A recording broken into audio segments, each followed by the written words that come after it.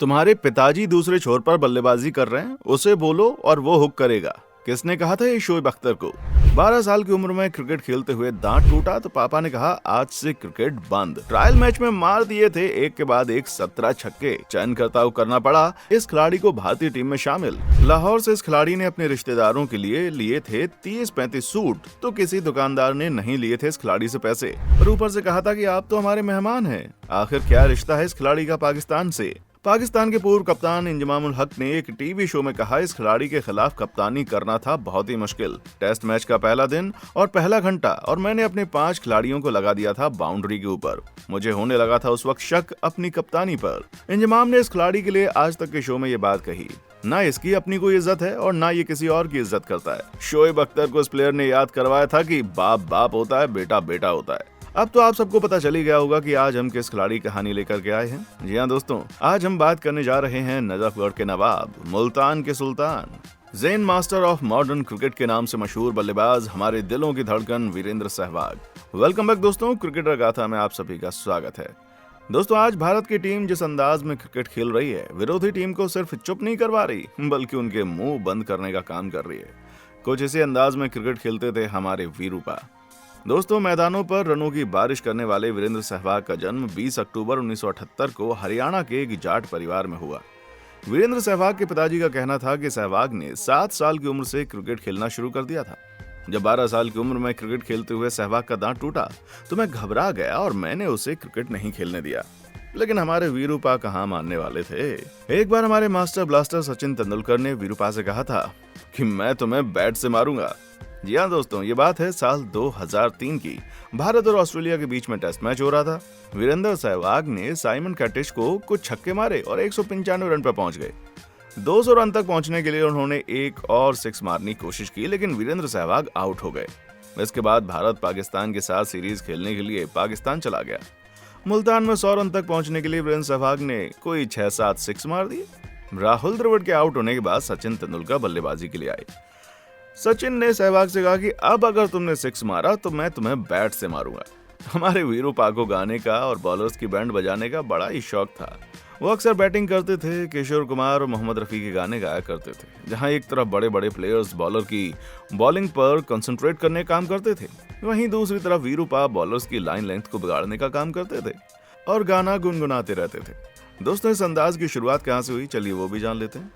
ये बात है तब की जब वीरेंद्र सहवाग को दिल्ली की टीम के ट्रायल्स में ज्यादा मौके नहीं मिल रहे थे। वो ट्रायल्स पर जाते लेकिन कुछ गेंदें खेलने के बाद ही उनको मौका दे दिया जाता।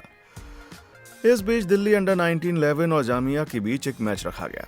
सहवाग को साफ तौर से कहा गया ये तुम्हारे करियर का पहला और आखिरी मैच होगा, अगर यहाँ रन नहीं बने तो फिर वो कुछ नहीं कर सकते। सहवाग ने जामिया और दिल्ली के खिलाफ इस मैच में मिले मौके को दोनों हाथों से लपका।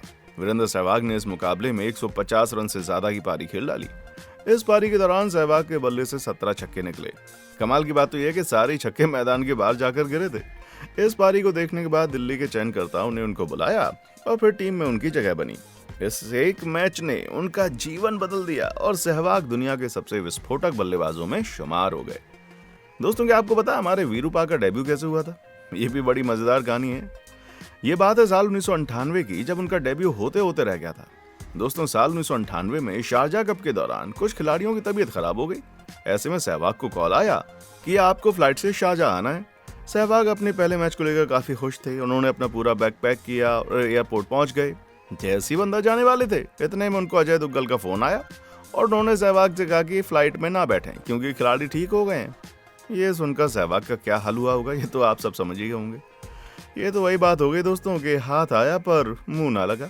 ओम शांति ओम का वो डायलॉग बिल्कुल इस सिचुएशन पर फिट बैठता है दोस्तों, कि अगर आप किसी चीज को पाने की कोशिश करें तो आपको उससे मिलाने के लिए सारी कायनात आपकी मदद करती है। ठीक वैसा ही सहवाग के साथ हुआ और साल 1999 में सहवाग का वनडे में डेब्यू हो गया।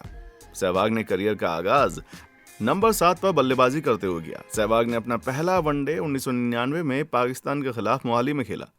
इस मैच में सहवाग 2 गेंदों में 1 रन बनाकर शोएब अख्तर की गेंद पर एलबीडब्ल्यू हो गए। खराब शुरुआत के बाद लगभग 1 साल के लिए बाहर कर दिया गया। इसके बाद जब साल 2001 में उन्हें वापसी का मौका मिला तो वो फिर से मिडिल ऑर्डर में खेलते नजर आए। हालांकि उनके करियर को नई ऊंचाइयां उस वक्त मिली जब उन्होंने भारतीय टीम के लिए पारी का आगाज करना शुरू किया। सहवाग ने अपने पूरे वनडे करियर में 251 मैच खेलकर 104.33 की स्ट्राइक रेट से 8,273 रन बनाए, जिसमें से 7,518 रन बतौर ओपनर बनाए। इस दौरान उनके बल्ले से 14 शतक और 35 अर्धशतकीय पारियां निकली। दोस्तों, क्या आपको पता है सहवाग को इंडिया के लिए ओपनिंग करवाने के पीछे का मास्टरमाइंड कौन था? अगर नहीं पता तो हम आपको बता देते हैं।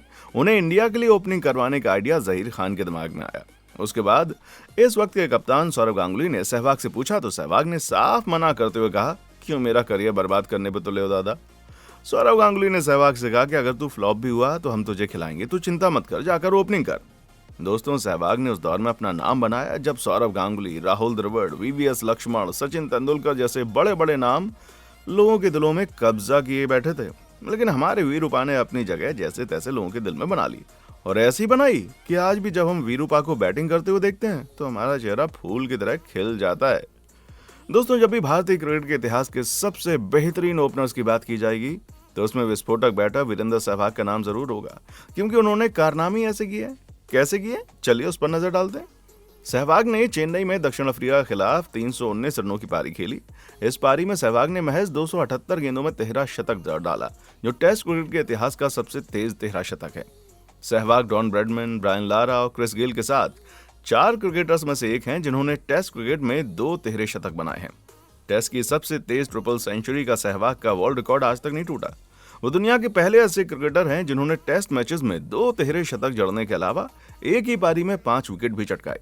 सहवाग क्रिकेट इतिहास में एकमात्र ऐसे बल्लेबाज हैं जिन्होंने ओपनिंग करते हुए टेस्ट और वनडे दोनों में 7,500 से अधिक रन बनाए। सहवाग को भारत सरकार ने साल 2002 में अर्जुन पुरस्कार देकर सम्मानित किया। इसके अलावा उन्हें साल 2008 में अपने शानदार प्रदर्शन के लिए Wisden leading cricketer in the world के सम्मान से नवाजा गया। टेस्ट क्रिकेट में पहले विकेट के लिए सबसे बड़ी साझेदारी का रिकॉर्ड भी सहवाग के नाम ही है। अपने बल्ले से गेंदबाजों पर अटैक करने के लिए मशहूर सहवाग स्लेजिंग में भी पीछे नहीं थे। एक बार सहवाग ने पाकिस्तान के तेज गेंदबाज शोएब अख्तर से कहा, बेटा बेटा होता है, बाप बाप होता है। दरअसल उस मैच में सहवाग अपने दोहरे शतक के आसपास बल्लेबाजी कर रहे थे और रावलपिंडी एक्सप्रेस के नाम से मशहूर शोएब अख्तर लगातार बाउंसर करते हुए उन्हें हुक करने का इशारा कर रहे थे, जिस पर स्टार बल्लेबाज ने कहा, तुम्हारे पिताजी दूसरे छोर पर बल्लेबाजी कर रहे हैं, उनसे बोलो, वो हुक करेगा। दूसरे छोर पर मास्टर ब्लास्टर सचिन तेंदुलकर थे। शोएब अख्तर ने उनको बाउंसर फेंकी, तेंदुलकर ने इसे हुक करते हुए छक्का जड़ा, जिसके बाद सहवाग ने मशहूर बाप बाप होता है वाली बात कह दी। इसके अलावा सहवाग ने एक बार ऑस्ट्रेलियाई बल्लेबाज माइकल क्लार्क को भी मैदान पर अपने शब्दों से चुप करा दिया था। साल 2011 के वर्ल्ड कप में दोहरा शतक बनाने के बाद वीरूपा का करियर ढलान की तरफ चलने लग गया। 2012-13 में उनके बल्ले से रन नहीं निकले। ऐसा लगने लगा कि अब वीरूपा में पहले जैसी बात नहीं रही। कुछ नौजवान खिलाड़ियों ने आकर भी वीरूपा की जगह पर सवालिया निशान खड़े किए। 2010 में टेस्ट में उनके बल्ले से शतकीय पारी निकली, जिसके बाद 40 पारियों में वो सिर्फ एक बार शतक बनाने में कामयाब हुए। टीम से बाहर रहते हुए उन्होंने 2015 में आखिरकार संन्यास लेने का कदम उठाया। ये दिन भारतीय क्रिकेट का सबसे निराशाजनक दिन था। हम अपने खिलाड़ी को उस तरह से अलविदा नहीं कह पाए जैसे वो डिजर्व करते थे। खैर, होनी को कौन टाल सकता है। ये रही वीरूपा की जिंदगी की कुछ अनकही बातें। अब अगर आप भी भारत के किसी और खिलाड़ी की जीवन की कहानी को जानना चाहते हैं तो कमेंट सेक्शन में उसका नाम लिखकर बताएं। और मुल्तान के सुल्तान अपने वीरूपा की इस कहानी को अपने साथियों के साथ शेयर करना ना भूलें। दोस्तों, आज के लिए बस इतना ही। अगर आप क्रिकेट के दीवाने हैं और इस तरह की क्रिकेट से जुड़ी कहानियों को जानने के शौकीन हैं तो जुड़े रहिए हमारे चैनल क्रिकेटर गाथा के साथ। और जुड़ने के लिए क्या करना है, हमारे पेज क्रिकेटर गाथा को सब्सक्राइब करना है और बेल आइकन को प्रेस करना नहीं भूलना है। अच्छा दोस्तों, फिर मिलेंगे जल्दी नई कहानी के साथ। तब तक के लिए हमें दीजिए इजाजत। देखने के लिए शुक्रिया।